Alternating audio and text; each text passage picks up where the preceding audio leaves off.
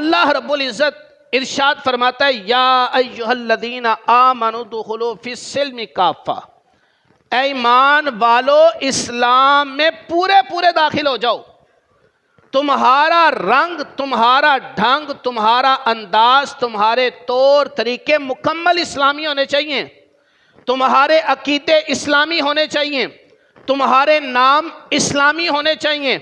تمہاری زندگی کے اندر خوشی اور غمی کے جتنے رسم و رواج ہیں وہ سارے کے سارے اسلامی ہونے چاہیے، تمہاری غمی اور خوشی، تمہارا جینا اور مرنا اسلامی ہونا چاہیے، تمہارا لباس اسلامی ہونا چاہیے، تمہارا سر سے لے کر پاؤں تک جسم کا ایک ایک عضو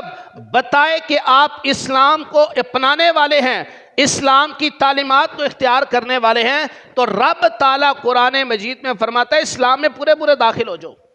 اور ہم کیا کہتے ہیں؟ ہم کہتے ہیں نہیں، نام اسلام کا لینا ہے، کام سارے یہودیوں والے کر رہے ہیں، نام اسلام کا لینا ہے، کام سارے کافروں والے کرنے ہیں۔ تو یاد رکھیں ہم نے اسلام میں پورا پورا داخل ہونا ہے، اور اسلام میں پورا داخل ہونے والا شخص کبھی بے ایمان نہیں ہوگا،